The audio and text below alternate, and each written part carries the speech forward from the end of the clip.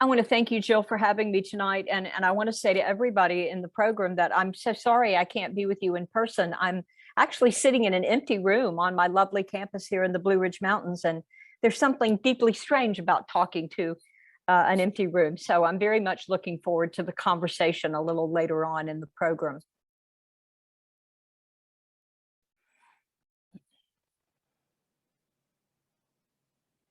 All right.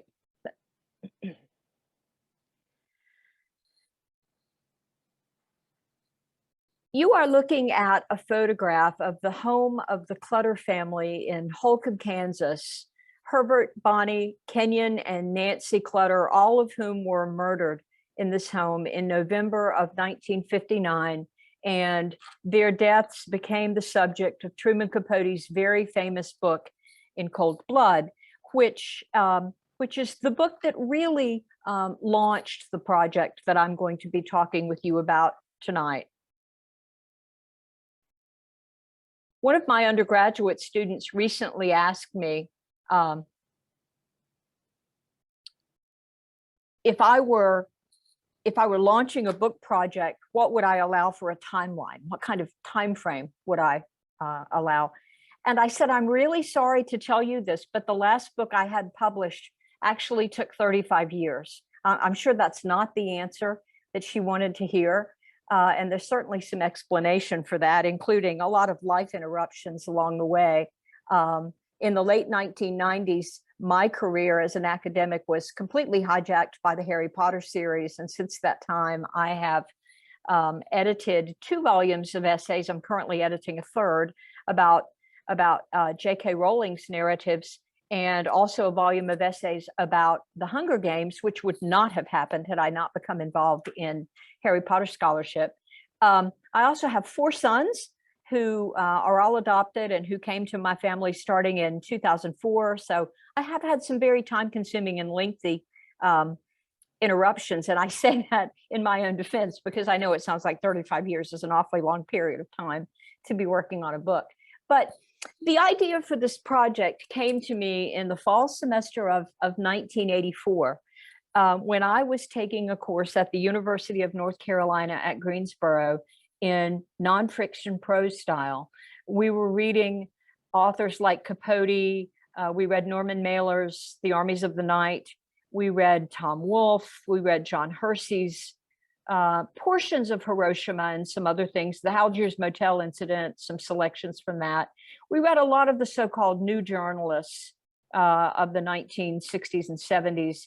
And I became interested in this particular project when I went into a bookstore in Greensboro one afternoon. I was looking for a copy of In Cold Blood.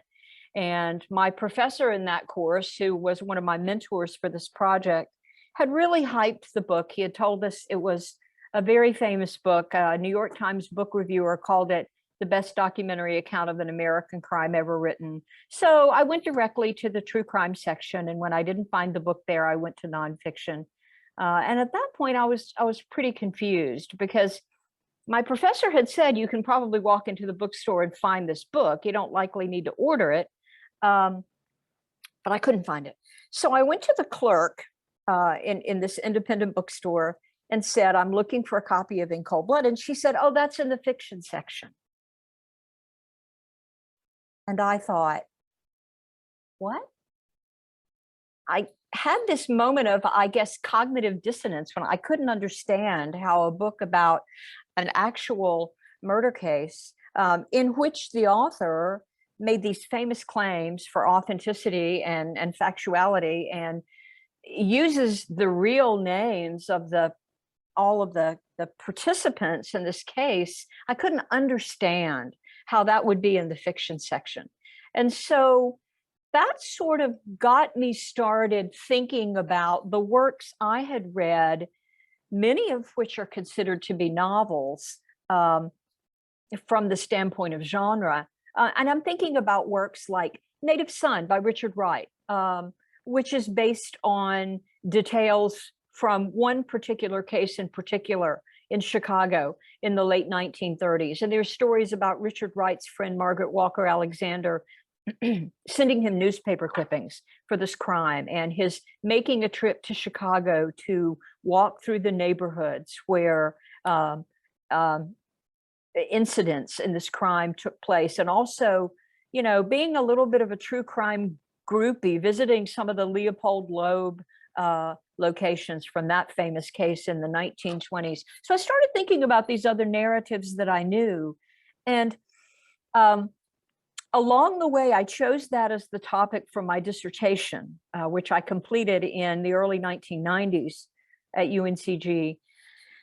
And increasingly, I began to discover more works that I had traditionally thought of as novels that turned out to have some basis in fact. And I became interested in a study in which I would think about, just from the standpoint of classification, is there something different, for example, about these kinds of books from murder mysteries? Is there something different from crime fiction, in which, even though authors may be influenced by things that happen in the real world, things they read in the newspaper, are not based on factual cases? So that was really the genesis of this project for me.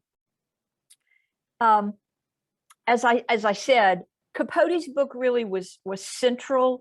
I ended up studying 17 novels published between the mid 1890s and 2008. And I think of Capote's book as kind of the crux of the entire study, sort of the center point.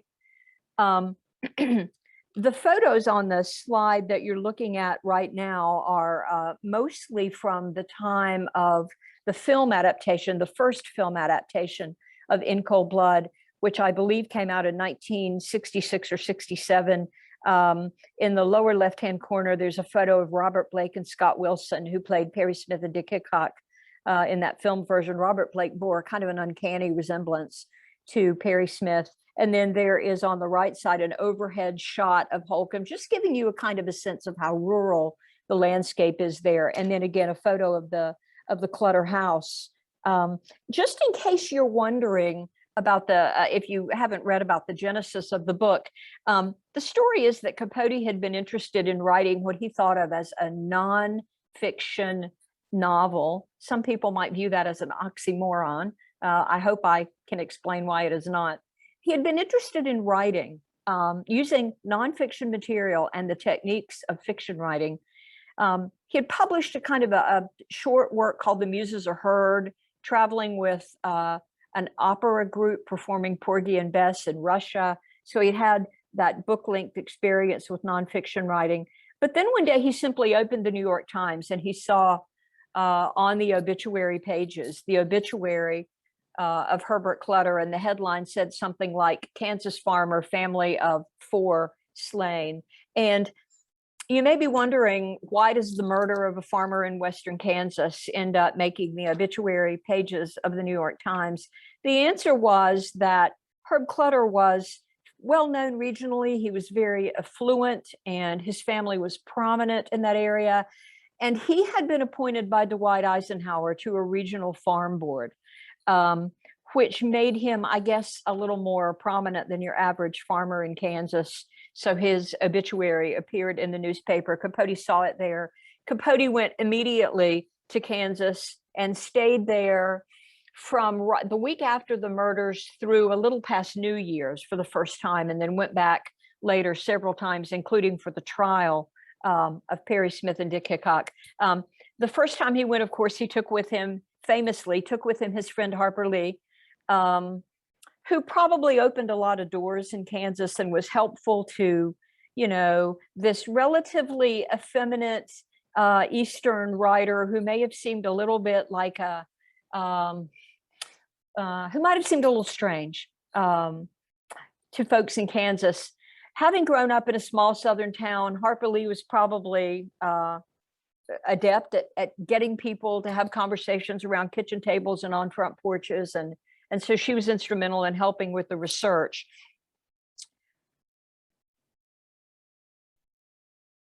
Jill, my slideshow is not advancing. There we go. Okay. Sorry, I might have done something wrong. Okay, so So I'm going to spend most of my time tonight talking about, on the basis of the study of the novels, and you'll see those titles on the next screen, I think. I'm going to be talking about the characteristics that I ultimately decided to use as the primary focus of the study, characteristics essentially that that led me to rule books in or out in terms of the study. The first of those, fairly obvious, homicide is the central event in the plot. Typically, that event takes place pretty early in the narratives. In most of these works, it takes place about a fourth to a third of the way in through the narrative. In Cold Blood, it occurs at the end of the first of four main parts of that narrative. If you're familiar with In Cold Blood, then you know that Capote's work was originally serialized in the New Yorker in 4 installments, and then it was collected in book form. So homicide is the central event. Typically, it happens early in the narrative. There are a few exceptions to that, and I'll talk about, I have a couple of slides at the end with some examples. I'll talk about those if we have time tonight. Second characteristic is that the protagonist of these works in every case is the murderer, or in cases in which there are a couple of murderers working together, one of those two, and I'll say a little bit more about that as well on an upcoming slide. This is a key distinction, obviously, between some other types of writing about crime. In murder mysteries, typically the main character is the detective who has been charged with the task of solving the case. Also true in detective novels. In crime fiction, sometimes the main character is not an actual detective or law enforcement officer, but sometimes an individual who, like Miss Marple, I suppose, who is interested in crime, knowledgeable about it, increasingly knowledgeable as there are more and more cases. But in this particular type of work, we're talking about narratives in which the protagonist is the murderer, typically himself. I did not include any works in this particular study in which the murderer is female.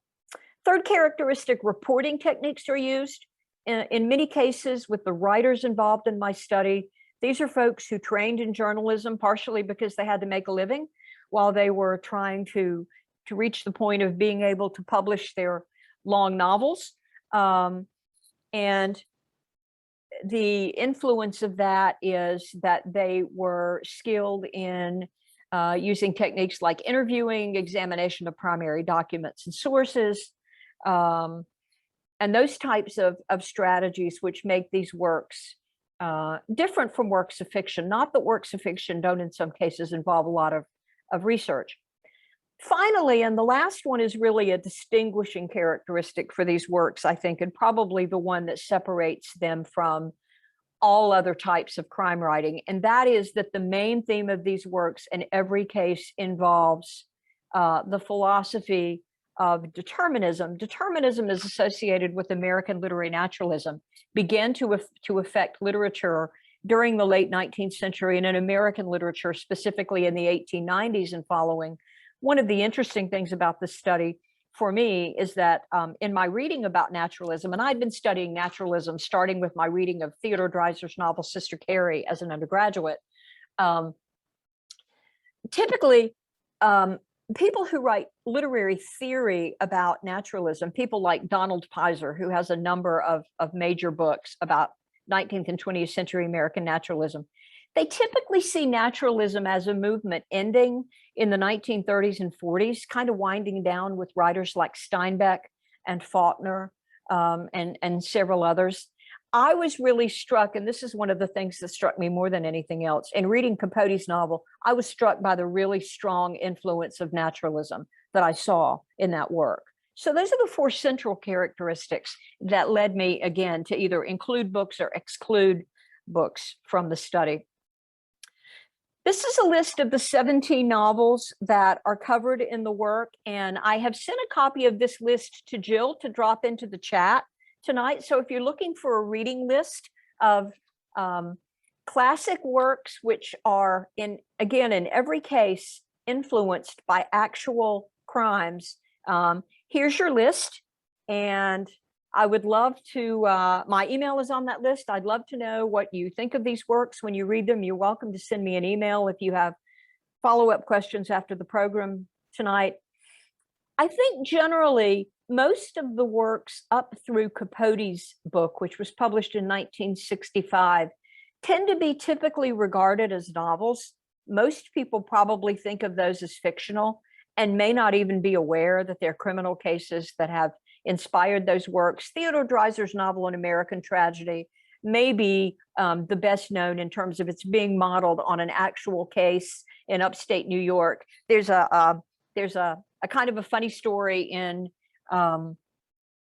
Dreiser's wife's memoir, which is called My Life with Dreiser. She tells the story of going up to the lake in upstate New York where the crime on which the novel is based occurred, being with her husband, who was kind of walking through the steps that the murderer in that case, whose name in real life is Chester Gillette, in the novel he's called Clyde Griffiths.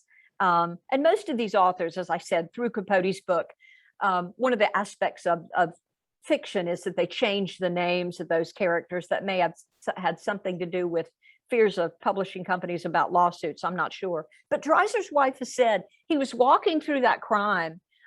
They actually got into a canoe on the lake, which kind of approximates the way that crime was committed. And she actually began to fear that maybe her husband was going to reenact the crime. You know, maybe he was so far involved in that he was actually going to reenact it. So it's kind of a funny story.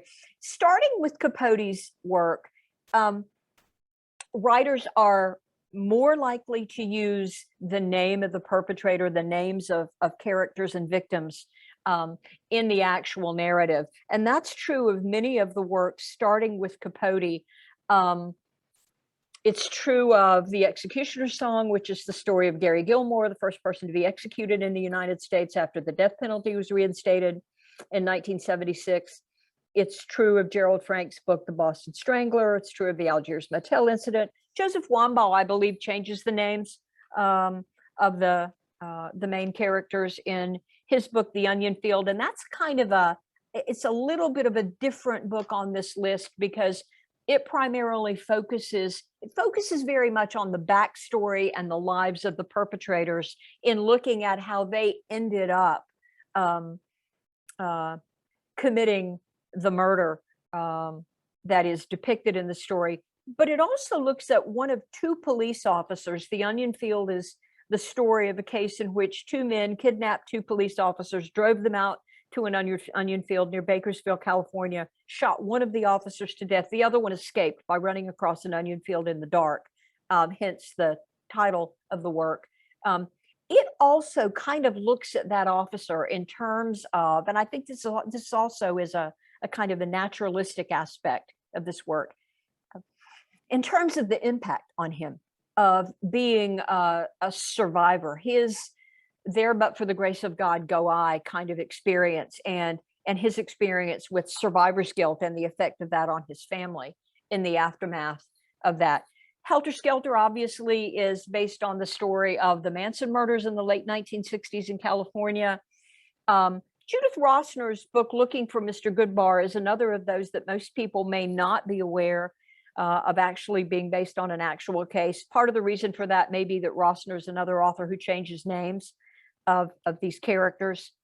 But in the rest of the works on the list after Rossner's novel, the authors are using the actual names of people involved in the case, and typically using court documents and other kinds of factual materials in order to construct their narratives. So if you're looking for a reading list for true crime works, here's a good start for you. I think this will keep you busy for a little while. A lot of these are really big books. Okay, so I'm going to talk about the influences that I mentioned a few minutes ago, kind of one by one. The first of those is American literary naturalism. It's kind of interesting when I became involved in this project for my dissertation. I didn't think immediately about the fact that probably the first novel I ever fell in love with in college as an English major was Dreiser's novel, Sister Carrie, which I read in an American literature class and then read over and over again, and I discovered an American tragedy. I think what really draws me in about naturalistic novels is that the naturalistic writers have this great heart for their characters. I say sometimes to my students, if you are a character in a naturalistic novel, your author loves you, and you can do pretty much anything at all, and your author will still try to find the redeeming characteristics in you, and also the circumstances that may be impacting you. Naturalism, by definition, is the application of the principles of determinism to literature. So looking at characters in circumstances that may involve biological determinism, female characters who become pregnant in such a way that it interrupts their life plans, or this is a part of the plot actually of Dreiser's novel An American Tragedy, which tells a kind of story that was pretty typical at the turn of the 20th century. Young man who gets a series of kind of low-level jobs and works his way up into, in the case of Chester Gillette, a factory job in a company owned by his uncle in New York. He left Kansas City, where he had grown up, and went to New York, became involved with a young woman. And then at a certain point, it turns out the young woman is pregnant. She poses a problem for the young man's professional advancement. And in desperation to find a solution for that without interrupting his career, which is kind of taking these, ascending steps up a ladder, suddenly the young woman ends up dead. There are dozens of cases, maybe even hundreds like that at the turn of the century. A good encapsulation of the philosophy of naturalism is a statement by the great defense attorney Clarence Darrow, who defended the Leopold and Loeb murderers in that case in Chicago in the 1920s, who was credited with sparing them a death sentence. Darrow said, "Listen to the story of anyone who has ever gone to prison and see if he ever had a chance to go anywhere else." And that's kind of a statement of pure determinism, the notion that we're acted on by factors in life that cause us to behave in certain ways, and that limit our choices. The deterministic philosophy is a philosophy which does not ascribe to human beings a lot of free will, but which sees us instead as influenced by factors that constrain our choices and affect our behavior. Second of those important influences, using techniques of reporting. The term the new journalism is generally credited to Tom Wolfe, although he probably did not invent it. It was probably invented by someone like Jimmy Breslin, perhaps. But that affects a number of aspects of these books. One is the use of factual materials, authentic documents, which I mentioned before, the use of interviewing techniques, and also typically an impact on the writing style. Capote's prose style tends to be very elegant. There generally are not a lot of polysyllabic words. It's a pretty straightforward kind of style, not as sparse as Hemingway, but still relatively sparse. And I think the elegance of that prose style is aptly demonstrated in the quotation I chose for this slide. In the very beginning of the novel, which is a kind of an overture, I think, for the story, starts out kind of spanning Western Kansas and describing the wheat fields and the landscape itself. At the end of that short section, which is only about 2.5 pages, Capote writes, "At the time, not a soul in sleeping Holcomb heard them.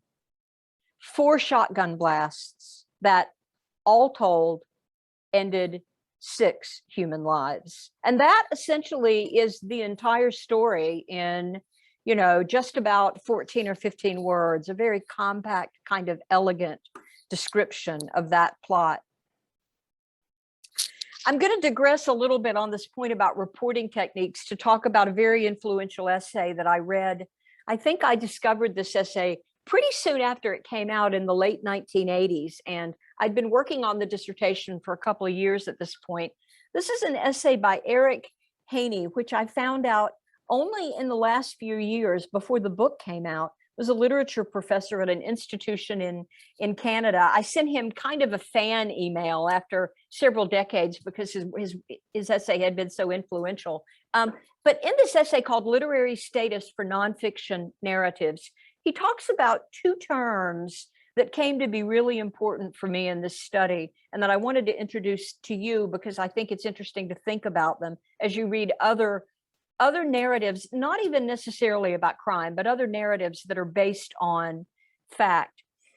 The terms are factual status and factual accuracy. And factual status means the expectation that the author establishes concerning the relationship of the narrative to truth.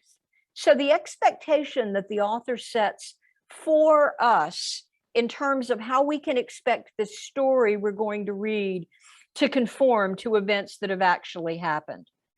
Capote very famously claims in the acknowledgements page of In Cold Blood that all his material in the book is actually fact-based, that it's all drawn from official records or interviews with people who were directly involved in the events. The subtitle of the book is A True Account of a Multiple Murder and Its Consequences. Within a year or so after the time that Capote's book was published, a professor at, I believe, the University of Kansas, a man named Philip Tompkins, went around talking to some of the people Capote had interviewed, looking at the official documents. He seemed to have a kind of a hobby horse about demonstrating that Capote had gotten some of the main facts wrong. His essay was published in Esquire, and it drew a fair amount of attention. But when it all comes down to it, he really wasn't able to find anything more substantive than the fact, for example, that Capote had gotten Nancy Clutter owned a horse. She was fond of horseback riding. Capote apparently got wrong the amount of money that her horse was sold for after she was dead. So, you know, really relatively unimportant and irrelevant in terms of the basic narrative. Capote famously bragged that he memorized pages from the New York City telephone book and that was his training for remembering what was told to him when he interviewed people in Kansas, and that he and Harper Lee would go back to their hotel room at night. He said they didn't take a lot of notes while they were interviewing people, but they would go back to their hotel room at night and then write down everything they could remember from that day's interviews. They didn't want apparently to intimidate their interviewees by, and sometimes that can happen by appearing to write down everything the person is saying. So that was the technique that he said he used. But again, factual status means what expectation does the author give us in terms of the relationship of this narrative to what actually happened in the case. Factual accuracy is the extent to which the narrative itself conforms to the expectation that the author sets. In other words, whether it measures up to that claim that the author makes. On the left side of the page, you can see a fingerprint record. This is for Perry Smith when he was arrested in Nevada. A very unusual aspect of this particular case is that on the evening, it was New Year's Eve, I believe, on the evening of the day that Perry Smith and Dick Hickok were arrested in Las Vegas and charged with murdering the members of the Clutter family, about probably about 40 days or so after the murders actually occurred, Truman Capote and Harper Lee were having dinner at the home of the KBI, Kansas Bureau of Investigation. They were having dinner with the KBI agent in charge, Alvin Dewey, and his wife in their home when the call came in to Alvin Dewey that Perry Smith and Dick Hickok had been arrested. And, you know, if you think about the kind of typical paradigm that we have for the relationship between members of law enforcement and people who are trying to write a book about a criminal case, who probably seem primarily to be pests, especially when an investigation is that early in its process. The relationship that Capote in particular established with not only with Alvin Dewey, but with the other agents who were investigating this case. It's really pretty remarkable, maybe even unprecedented. And when Capote threw his very famous black and white ball in New York City in 1966, I believe that was, Alvin Dewey and his wife came from Kansas. They were guests at that event. So really interesting in terms of the relationship that Capote established with the law enforcement community there. Another important influence on this particular type of work came to me from my interest in rhetoric. I teach composition and I teach upper level rhetoric courses. Rhetoric is officially the study of persuasion in all its uses. And in the 1960s, there were some folks like Wayne Booth at the University of Chicago who became really interested in how rhetoric applied not to political discourse, which really is its origin, and not to the teaching of writing, which is another important area in the study of rhetoric, but how rhetoric applied to the writing of fiction. How, for example, an author writing a narrative might manipulate readers to a particular point of view by, for example, focusing the narrative on the murderer and allowing us to spend most of our reading time with the murderer and learning about him and his background, and really spending very little time by comparison with the victims. The members of the Clutter family are described in an early section of In Cold Blood.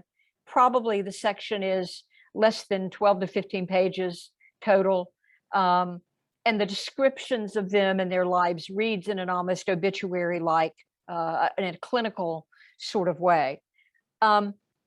In his famous essay about Shakespeare's Macbeth, Thomas De Quincey said that anyone who is writing about anybody who is writing about crime has to throw our attention on the murderer, that is where our sympathy has to be centered. I'm kind of paraphrasing the quotation.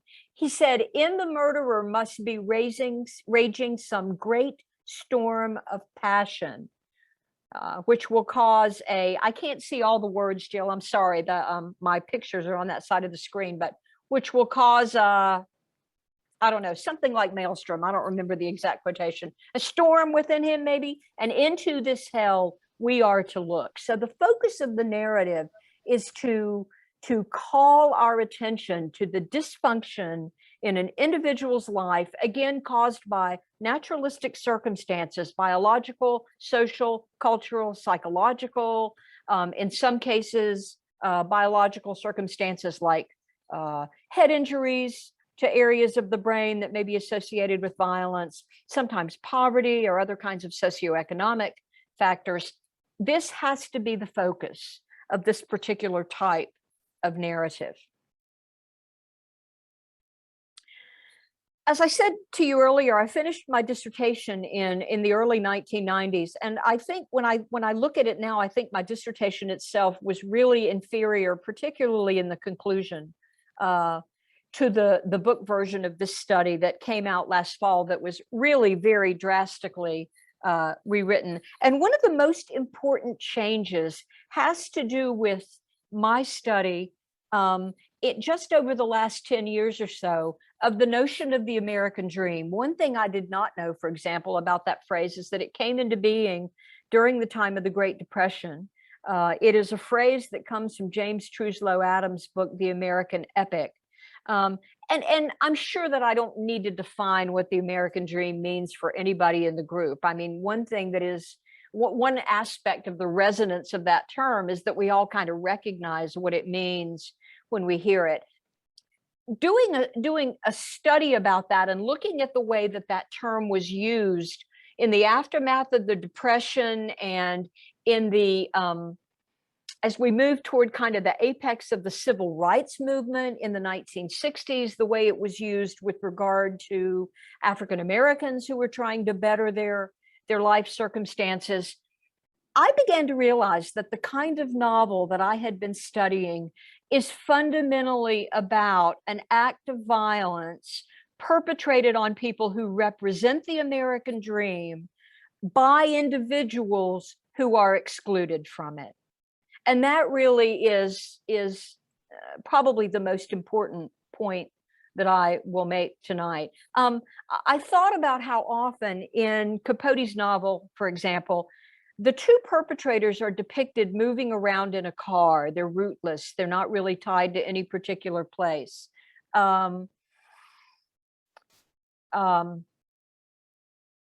Dick Hickok, who is not the primary focus of Capote's book, Perry Smith is the primary focus of Capote's book. Dick Hickok's family seems to have been relatively typical. They lived in Kansas. They were in a neighboring community to the Clutters, working class people. He seems to have had a pretty typical rural upbringing for that time and place. But Perry Smith's parents were, he had a mother who was a rodeo performer in the very early days of his life, who was alcoholic, who split from Perry Smith's father when he was very young. He spent some time in Catholic orphanages where there's some evidence that he was probably abused by the staff of those facilities. His father was a kind of a dreamer who was always going off to remote places like Alaska, following one scheme or another. So I began to see the kind of work I was studying as really depicting two diametrically opposed aspects of American society. And again, people like the Clutters, who really represent the fulfillment of the American dream. Herb Clutter was a prominent, well-respected Methodist, Republican patriarch in a family that was, I mean, some of the details in this story, and these are factual. If you made them up, an editor would probably say, no, that's too obvious, put something else in there. Nancy Clutter was teaching another young woman to bake a cherry pie on the afternoon that she was murdered. And if those details don't seem kind of prototypical enough, Holcomb, Kansas is almost smack dab in the geographic center of the United States. I have said several times, and I don't think this statement is an exaggeration, I think In Cold Blood is the great American novel, and I believe that because of the way that it dramatizes those fundamental conflicts in American society, especially involving violence. But doing that work that involved the American dream as a concept was really helpful to me in bringing some sense of context, especially to the conclusion of the study. And thinking about all of that caused me to think about Langston Hughes' very famous poem, Harlem, whose theme, I think, seems to me to articulate the central act of violence in all these works that I was studying. In the poem, Hughes writes, "What happens to a dream deferred? Does it dry up like a raisin in the sun, or fester like a sore and then run? Does it stink like rotten meat, or crust and sugar over like a syrupy sweet? Maybe it just sags like a heavy load, or does it explode?" And in that notion of the explosion seems such an appropriate description for the central acts of homicide that represent that kind of symbolic acting out against the ideals of the so-called American dream by people who are experiencing frustration at their exclusion from the idea of experiencing the American dream. I don't think I'm going to have time tonight to talk about my example slides in a lot of detail, but let me tell you why I chose them. Looking for Mr. Goodbar is, for me, one of the most interesting works in the entire study, primarily because it is focused almost entirely on the victim in this particular case, not on a perpetrator. There's another pretty well-known account of the so-called Goodbar murders, which are based on the murder of a woman named Rosanna O'Quinn in New York City in the early 1970s. One of the interesting things about this for me is the way that Judith Rossner adds details to Roseanne O'Quinn's story to make her a more sympathetic character, to make her more believable as a woman who was picking up men, often strangers, in nightclubs in New York City, taking them home for what might euphemistically be called rough sex. And at the end of one of those encounters, Roseanne Quinn ended up dead. Rossner is one of those authors who does not use the real names of the participants in the story. The other pretty well-known account is by the journalist Lacey Fosberg, who unfortunately died about halfway through her career in the 1990s of cancer, who also has a book about the Goodbar murders. The title of it has escaped my mind, but if you've read Looking for Mr. Goodbar, you might want to look for Lacey Fosberg's account. Both of them changed the names of the principal players, but both of them really are kind of interested in the question, where the main female character is concerned, how did a nice girl like you end up involved in behavior like this? And there's some interesting feminist literary criticism about Looking for Mr. Goodbar that was published in the 1980s. Just in terms of whether the publication of that book was a kind of a setback to the era of so-called free sex and, women's reproductive freedom, starting with the legalization of the birth control pill in the 1960s. In other words, was Rossner portraying her main character, whose name is Teresa Dunbar in the novel, in such a way that was counterproductive to some of the feminist causes that were important at the time. The other really important thing about the fact that I finished this dissertation in the early 1990s, but did not immediately publish the book, which makes me extremely thankful, is that in 2008, the last two books that I discuss in the book were published. One is Sebastian Junger's A Death in Belmont, which is another story connected to the Boston Stranglings from the early 1960s, the subject of Gerald Frank's book. The other one is a book that echoes Truman Capote's In Cold Blood in some relatively eerie ways. And I don't have time to say a whole lot about this book, but I do want to say that John Grisham, this is John Grisham's only work of nonfiction. John Grisham, of course, is generally regarded as a writer of fictional thrillers. This is his only work of nonfiction. He became interested in the story of a man named Ron Williamson, who was arrested, charged, tried, and convicted of first-degree murder for the death of a woman in Ada, Oklahoma, a case in which Williamson and one of his co-defendants were later cleared by the Innocence Project, but not until they had spent something like 15 or 16 years in the penitentiary. John Grisham found out about this case from an article in the New York Times. And just like Capote, he read about this case and his imagination fired, and he went to Oklahoma almost right away. And he wrote a book which begins with a very similar sort of, I used the word overture earlier. It's a kind of a preface to the actual story, which has some distinctly clear echoes to the first few pages of In Cold Blood. Grisham has said that he read In Cold Blood at least twice while he was working on the manuscript of The Innocent Man.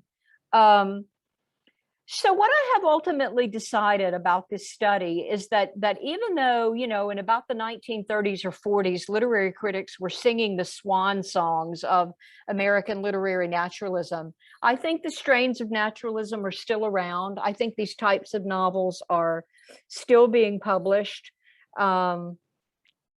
And I think that they have been present in stories about human violence from the beginning of time.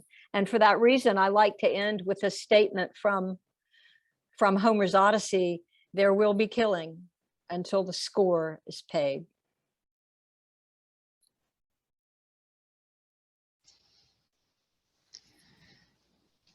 Thank you so much, Lana. Let's have some conversation.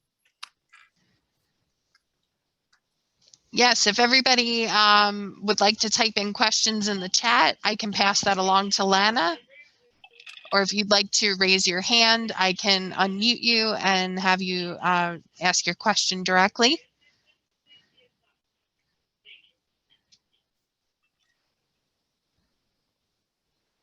Jill, can you dismiss my PowerPoint so that we can see each other? I'm not able, I don't think, to click the stop share button on my end right now. Sure. Let me see if I can.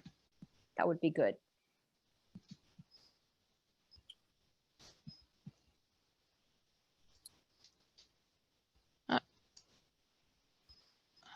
You know,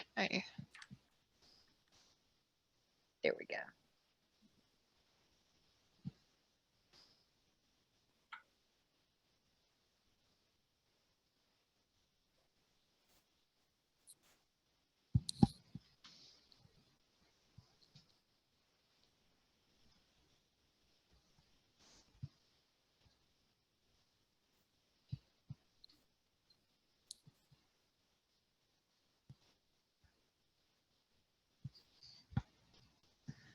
Again, if anybody has questions, please feel free to put it in the chat, raise your hand. I thought I saw somebody raise their hand, but it looks like it was dropped.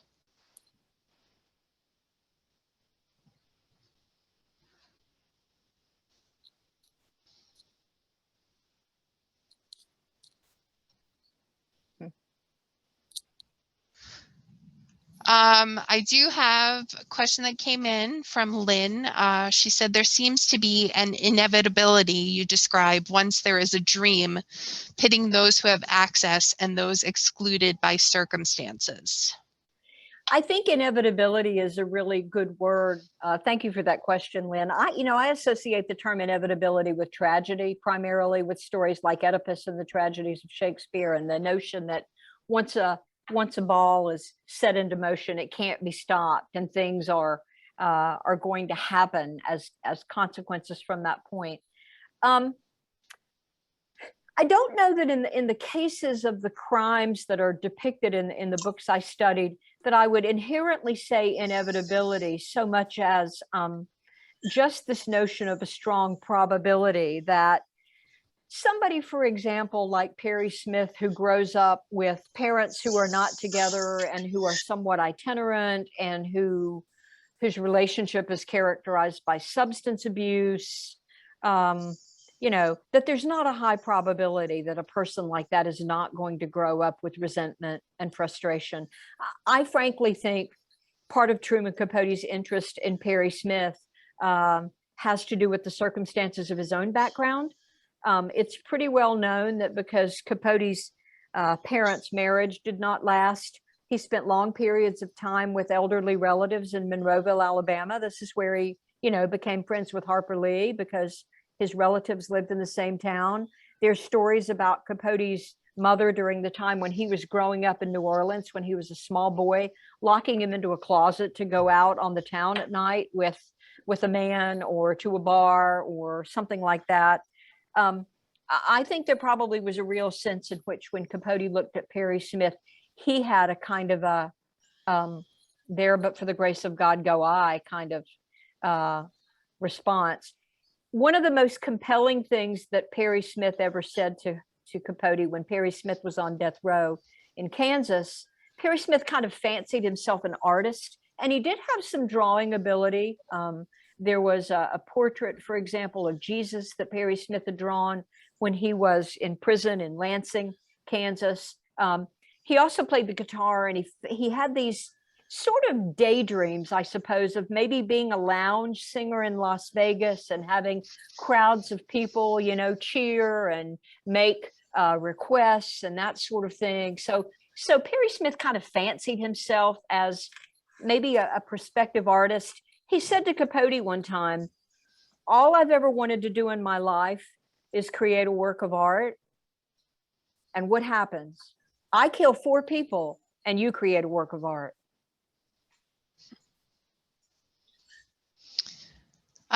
Joe and Diane, you're unmuted, so you can go ahead and ask your question. Okay, thanks. First, very nice presentation. Thank you.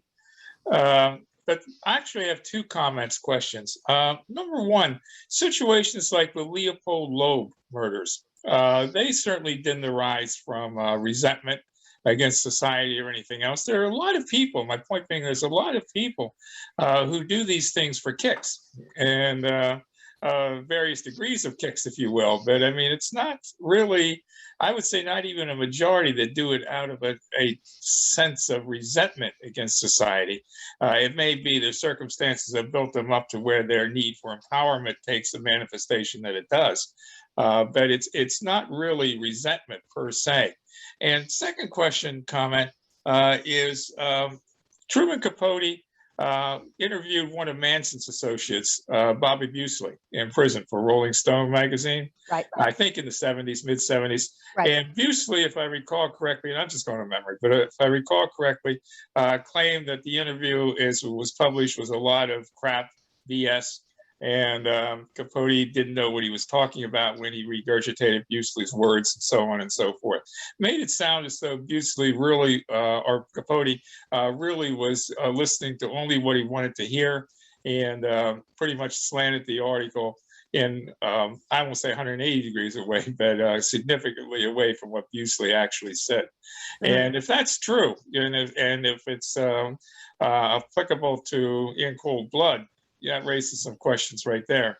And a final point I wanted to make is Joseph Wambaugh, and this is a little different too. Joseph Wambaugh in Echoes in the Darkness actually contributed to the release of the principal in that case, Jay Smith, who was on death row because Wambaugh paid off the police for some interviews there. So that's another complicating factor in these type of writings.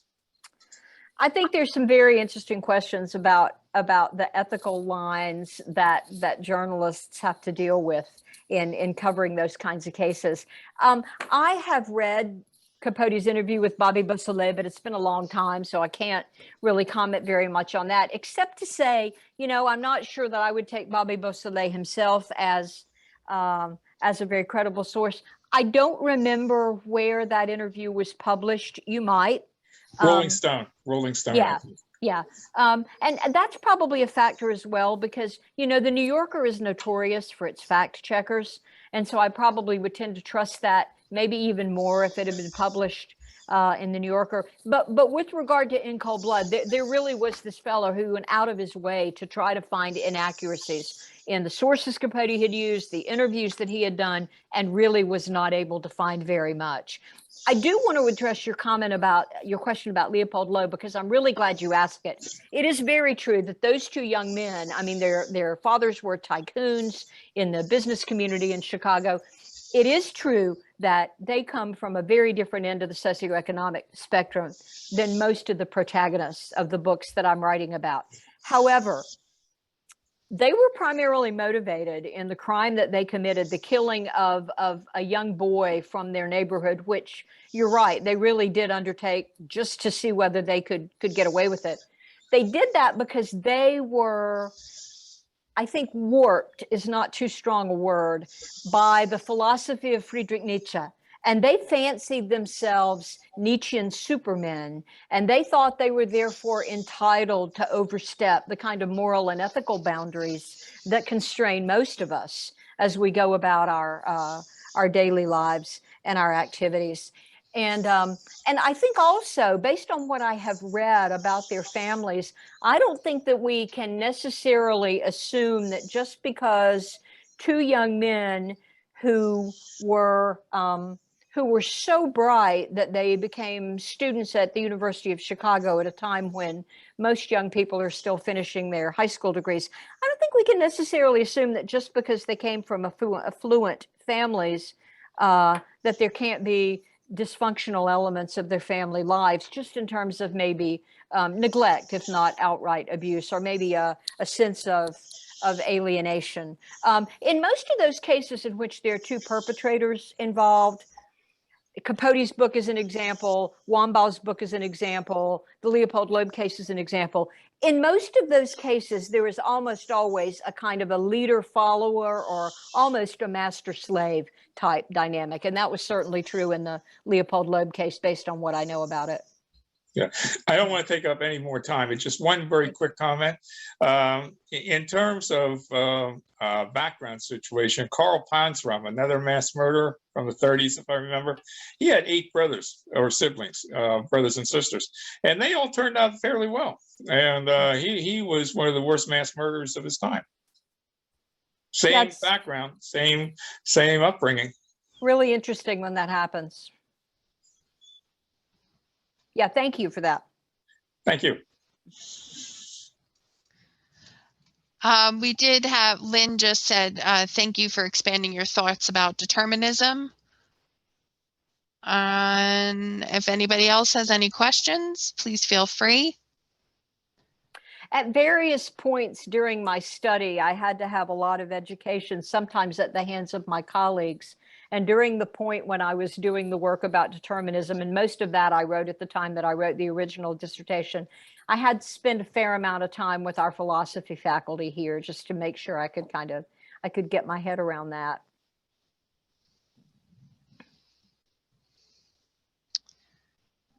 Seems like we're pretty caught up with questions, at least in the chat. I don't think I see anybody's hands raised either.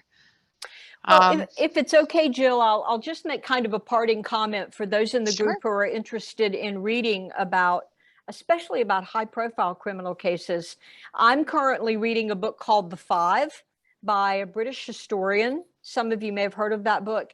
It is a re-examination of the lives of the victims in the Jack the Ripper case from Whitechapel in the 1880s. Kind of revisionist history, looking at that case from the standpoint of the way that the victims typically have been presented in most of the conventional accounts of the case.